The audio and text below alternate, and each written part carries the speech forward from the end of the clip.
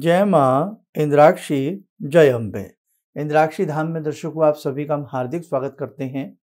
आज के दिन जिन जातकों का जन्मदिवस है, मैरिज एनिवर्सरी है, उन सभी को हमारी तरफ से बहुत बहुत शुभकामनाएं। आज है हरियाली तीज। आज का एक विशेष अपना एक महत्व होता है। सभी को आज की हमारी ये बातें चर्चा सुननी चाहिए। और दूसरी बात, हर घर का सौभाग्य बेटियां होती हैं। बेटियां लक्ष्मी स्वरूप होती हैं और आज के दिन जो बेटी से शुभ आशीष प्राप्त करता है, उसके घर का धन वैभव कभी समाप्त नहीं होता। आप नाना भांति के टोटके उपाय करने का प्रयास करते हैं, लेकिन हमारे घर में जो बेटी लक्ष्मी स्वरूपा है, यदि उससे भी आशीष आपको प्राप्त हो जाए तो जिंदगी बन जाती है। आइए पहले आज का पंचांग देखें, फिर हम आगे की बात करते हैं। 19 अगस्त सन 2023, दिन शनिवार, संवत 2080, श्रावण मास, शुक्ल पक्ष, तिथि आज तृतीया, नक्षत्र उत्तरा फाल्गुनी, राहु काल 9 से 10:30, दिशा शूल पूर्व दिशा। आज इसे कजली तीज भी कहा जाता है और हरियाली तीज भी इसे कहा जाता है। एक हरतालिका तीज होती है।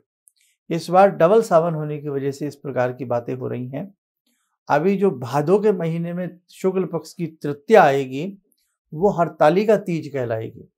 उसका भी अपना एक विशेष महात्म्य है, लेकिन आज ये सावन की ये भी हरियाली तीज है। इसे भी आप कजली तीज के रूप में मनाएं। सावन में बादलों का उमड़ना, घुमड़ना, फुहार पड़ना, काली घटाओं का छाना, काली घटाओं से ही उपमा कजली तीज की ली जाती है। आज राजस्थान में अनेक क्षेत्रों में भी इस प्रकार का बहुत सुंदर उत्सव मनाया जाता है। बेटियां आज अपने पीहर आती हैं और अपने पिता से भी शुभ आशीष प्राप्त करती हैं और अपने घर की धन धान्य को भी वो शुभ आशीष प्रदान करती हैं।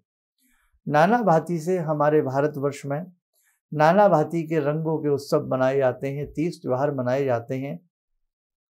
इस प्रकार के तीज त्योहार भारत में और सनातन धर्म में ही देखने को मिलते हैं। बेटी ब्याह दी तो मतलब ये नहीं है कि बेटी से रिश्ता खत्म हो गया। पहली तीज बेटी की जो बनती है, वो उसकी पीहर में ही बनती है। कहने का भाव कि बेटी ब्याही जाती है और जो ये पहली तीज आती है, इसमें कुछ लोगों के यहाँ प्रचलन है कि बेटी ससुराल में रहती है, वहीं पर उसका सिंदारा आदि भेजा जाता है और कहीं कहीं बेटियां पहली उसमें तीज में घर भी आती हैं। क्यों? उसके अनेकों रीज़न हैं। पिता का वात्सल्य, माँ की ममता से बड़ी संसार में कोई चीज़ नहीं। उसके साथ साथ सावन के झूले पड़ते हैं। इस तीज में सजने संवरने का बहुत ही सुंदर अवसर होता है और होना भी चाहिए। बेटियों को अच्छे से श्रृंगार करना चाहिए। श्रृंगार से वैभव आता है। आज के दिन बहुत नवेली दुल्हन पैरों में आलता लगाती हैं। मेहंदी, राजस्थान में इसे मेहंदी मारना भी कहा जाता है। नाना भांति से मेहंदी को लगाया जाता है और एक सुंदर लक्ष्मी स्वरूपा बन करके जब बेटी अपने पिता के घर में आती है, आप माने न माने, पिता के भाग्य को भी 4 चांद लगते हैं। और हर घर में बेटी होनी चाहिए। हर घर से रिश्ता बेटी का शादी के बाद और बल्कि की अच्छा होना चाहिए। कहीं कहीं मुझे कहना नहीं चाहिए, शादी कर दी, बेटी घर चली गई, मतलब ख़त्म हो गया। भाई ने मतलब ख़त्म कर दिया, पिता बेटों के नीचे दब करके रह गया। बुरा मत मानिएगा, लेकिन ऐसा कहीं कहीं होता है, देखने को मिलता है। ये चीज बिल्कुल गलत है। जितना हक पुत्र का है, उतना ही हक पुत्री का भी है। मानते हो ना इस बात को? बेटी को भी आपने जन्म दिया है, बेटे को भी आपने जन्म दिया है, फिर दुहात कैसी? इसलिए हमने एक बहुत पहले एक टाइटल बनाया था, आप उसे सुन के देखना हमारी बातों को। हर घर का सौभाग्य बेटियां, ये जरूर हमारी वीडियो सुनना आप। हर घर का सौभाग्य बेटियां।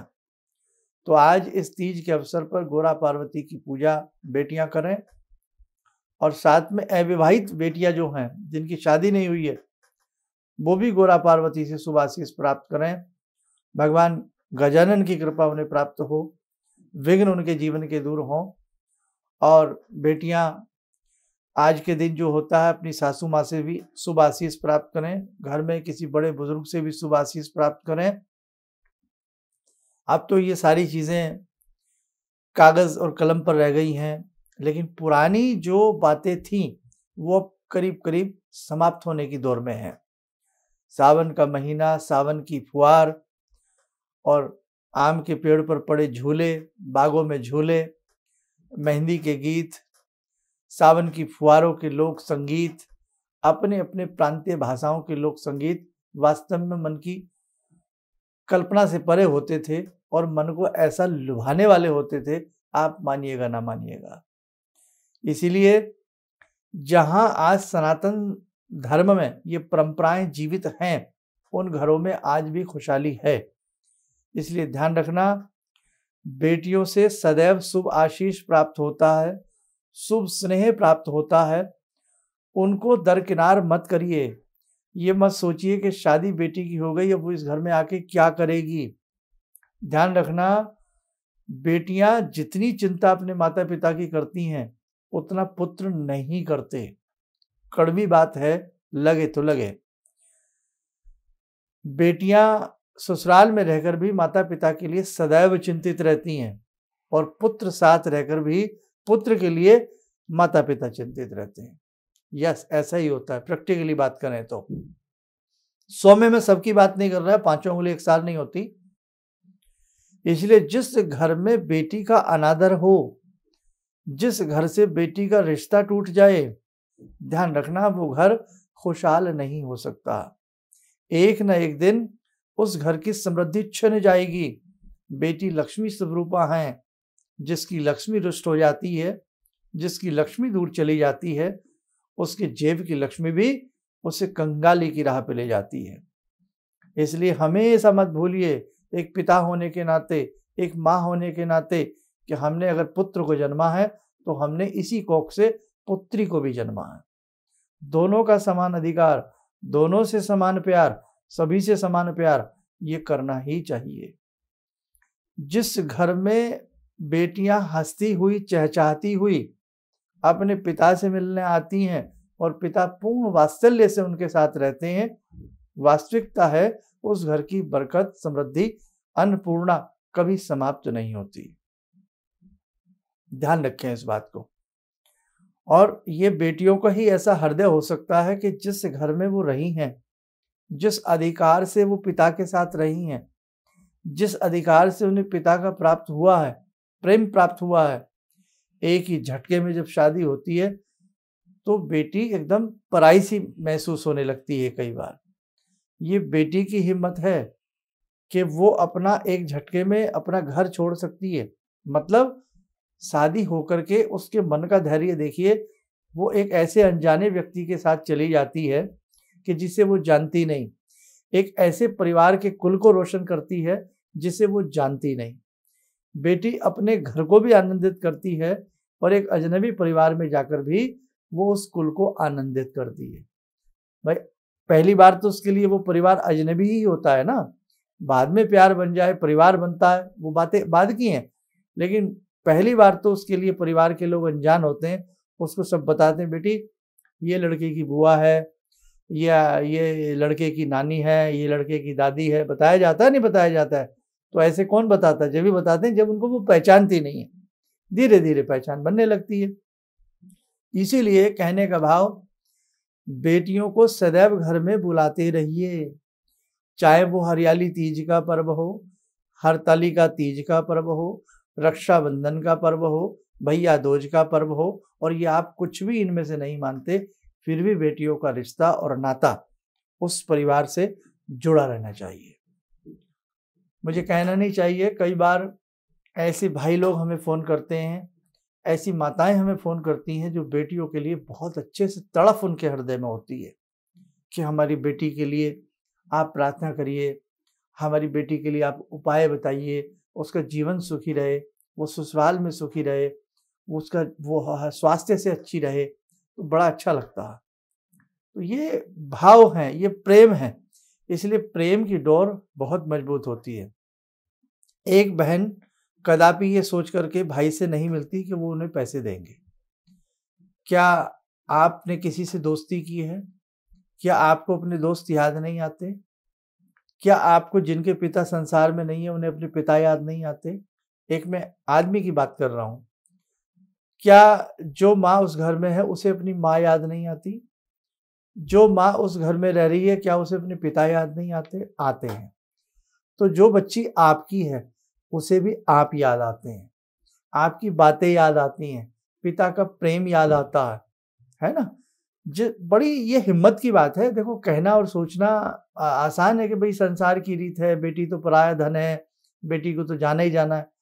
लेकिन कहीं ना कहीं अगर उसके मन को, बेटियों के मन को टटोला जाए तो बड़ा ये हिम्मत की बात है कि जिस कमरे में वो खेली है, पढ़ी है, जिस गलियों में, जिस गलियारों में अपनी सखियों सहेलियों के साथ वो रही है, और सभी का साथ एकदम छूट जाना, है ना?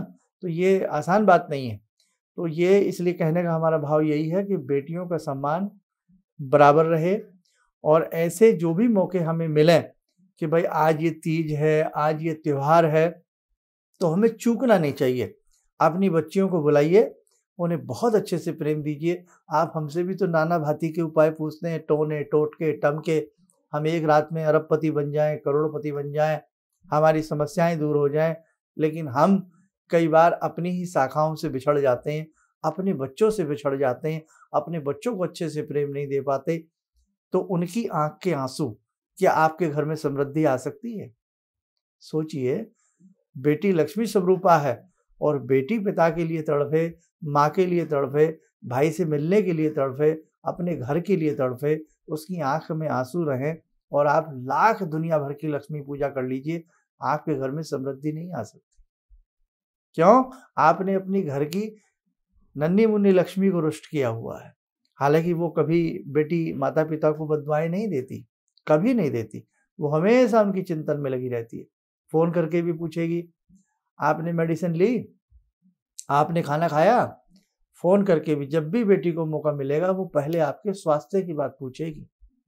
अपनी अगर कुछ कमजोरियां हैं, ससुराल में उसको कोई दिक्कतें हैं, तो जल्दी से वो आपको बताएगी नहीं। क्यों? आप पेशेंट हैं, आप बीमार हैं, या आप भावुक हैं, आप परेशान ना हो जाएं। और बेटा आपको रोज बता देगा बहुत आराम से आके, पिताजी वहां पर 20 लाख का नुकसान हो गया, 10 लाख का नुकसान हो गया, लाइए और पैसे दीजिए। समझिए मेरी बात को। इसलिए अब मैं आपको ज्यादा नहीं समझा रहा हूं, आप मेरी बात से बुरा मत मानना, आप मेरे अपने हैं। तो ये बहुत एक गंभीर चिंतन है, इस चिंतन को बरकरार रखिए, और हमारे ऋषि मुनियों की सोच देखिए, इतने सुंदर सुंदर पर्व उन्होंने हमें दे दिए ताकि हमारा नाता एक दूसरे से बना रहे। रक्षाबंधन आए, बहन भाई से प्रेम करे, है ना? कितनी सुंदर बात। भैया दूज आए, बहन भाई अलग ना हो। आज माता पिता हैं, कल नहीं है, कल तो बहन भाई नहीं रहना है ना। तो ऐसे सुंदर सुंदर उन्होंने रिश्ते बना करके वो हमारे ऋषि मुनि संसार से चले गए कि साहब उनकी हम जो चीजें हैं उसका उपकार कभी नहीं हम उतार सकते। उनकी सोच इन 30 त्योहारों के साथ ये भी रही है कि सबकी एकता बनी रहे, परिवारों में प्रेम बना रहे। उनकी सोच यही नहीं रही कि केवल ये रक्षाबंधन है, उनकी सोच रही कल माता पिता हो ना हो, लेकिन बहन भाई का प्यार जीवित रहना चाहिए। कल माता पिता हो ना हो, भैया दूज के बहाने सही, रखड़ी के बहाने सही, राखी के बहाने सही, बहन भाई से मिलती रहे और भाई बहन से मिलता रहे। बहुत आला दर्जे की सोच रही है उन लोगों की। खैर, तो आज बड़ा सुंदर पर्व है, अपनी बच्चियों से फोन पे बात कीजिए, अगर वो उनको बुला नहीं सकते हैं तो, और अच्छे से उन्हें प्यार दुलार दीजिए। आपकी अन्नपूर्णा प्रसन्न होगी, आपकी लक्ष्मी प्रसन्न होगी। आइए जुड़ते हैं आज की ध्यान साधना में जगजननी भक्त वत्सला माँ भगवती से। ॐ सिन्दूरारुणविग्रहां त्रिनयनां माणिक्यमूले स्फुरात् स्तारानायकशेखरं स्मितमुखी बापेन वक्षोरुवां पाणिभ्यामलपूर्णरत्नचषकां रत्नोत्परां बिभ्रति सौम्यां रत्नघटस्थरक्तचरणां ध्यायेत्पराम् अम्बिकां खड्गं चक्रगदेषु चापपरिगान् चूलम्बुशोण्डिं शिरा शङ्खं संदधतीं करे स्त्रीनयनां सर्वाङ्गभूषावृतां नीलासमद्युतिमास्य पाददशकां सेवे महाकालिकां यामास्तो स्वपितैहरो कमलजो हन्तुं मधुं कैटवं विद्युद्दाम समप्रभां मृगपते स्कन्दस्थितां भीषणां कन्या विहकरवालखेटविलसा धस्ताविरासेवितां हस्तैश्चक्रगदाशिखेटविशिखां चापं गुणं तर्जनीं विप्राणामलिलात्मिकां शशिधरां दुर्गां त्रिनेत्रां भजे। कवच बना लें, ध्यान करें, देवी माँ का शुभ आशीष हम सबके ऊपर बरस रहा है।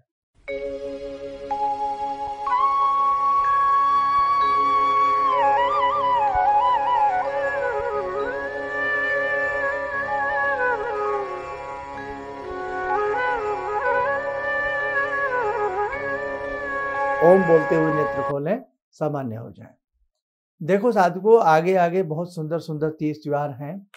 भगवान गजानन की साधना है, जन्माष्टमी है, रक्षाबंधन है, सारी चीजें हम आपको समय समय पर बताते चलेंगे। बस आप एक ही काम करिएगा, हमारे 2 चैनल हैं, हमारे नाम से और एक इंद्राक्षी धाम के नाम से। दोनों चैनल पर अधिक से अधिक लोगों को जोड़ने का प्रयास करें, ताकि अपने सनातन धर्म की गंगा अविरल रूप से सभी के घर में ये बहती रहे, सभी को इसका रस प्राप्त होता रहे। और एक चीज और है, इसी के साथ साथ अभी हमने इंदौर में जो रुद्राक्ष प्रसाद रूपी दिए हैं, बहुत लोगों के मैसेज हैं, क्या उन्हें धारण कर सकते हैं? उन रुद्राक्षों को आप पहन सकते हैं। आगामी समय में हम सावन महीने की ही आपको बहुत अच्छे रुद्राक्ष देंगे, उन्हें भी आप धारण कर सकते हैं या अपने घर में पूजा स्थल में उन्हें आप स्थापित कर सकते हैं। दीपावली से पहले या उसके आसपास आगामी कार्यक्रम हम दिल्ली एनसीआर में ही सोच रहे हैं, ताकि आपके लिए आसान रहे और किसी उपयुक्त उचित स्थान पर ही हम आपको बुलाने का प्रयास करेंगे। आप स्वस्थ रहें, सुखी रहें, इन्हीं शुभकामनाओं के साथ हम अपनी वाणी को विराम देते। जय जय अम्बे। गुरु जी से मैं तब से जुड़ा हूँ जब से वो एक चैनल आती थी P7, उसी से मैं जुड़ा हुआ। और गुरुदेव से हमारी जब मुलाकात हुई तो मैं आश्चर्यचकित रह गया जब उन्होंने हमसे बताया कि आपके साथ ऐसे ऐसे हुई। तो मैं इतना आश्चर्य हो गया कि इन्हें कैसे मालूम, और इतना बढ़िया इन्होंने बताया जिसके वजह से मैं आज तक उनसे प्रभावित हूँ। और इनका बताने का शैली वगैरह इतनी बढ़िया है जो हम अपने क्लास के टीचर से भी उतना बढ़िया नहीं समझ पाते थे। ये हमें बहुत पसंद आई। और दूसरी बात कि इनके साथ जितने भी मैं जुड़ा, जब से जुड़ा रहा, जो भी समस्या आई, मैं बहुत ही अच्छा तरह से मेरे सॉल्व होते चले गए। और आज तक मैं उनके आशीर्वाद से मैं बहुत सुखी हूँ। किसी भी समस्या के समाधान के लिए मिले प्रसिद्ध हस्तरेखा एवं वास्तु विशेषज्ञ प्रोफेसर धर्मेंद्र शर्मा जी से। नोट: शिविर में भाग लेने हेतु एवं व्यक्तिगत रूप से मिलने के लिए कॉल करने का समय सुबह 10 बजे से शाम 6 बजे तक। हमारे विभिन्न ज्ञानवर्धक कार्यक्रम देखने के लिए आप हमें अभी सब्सक्राइब करें, बेल आइकन को प्रेस करें ताकि आप देख सकें हमारा कार्यक्रम सबसे पहले। और अधिक जानकारी के लिए फेसबुक पेज को लाइक करना न भूलें।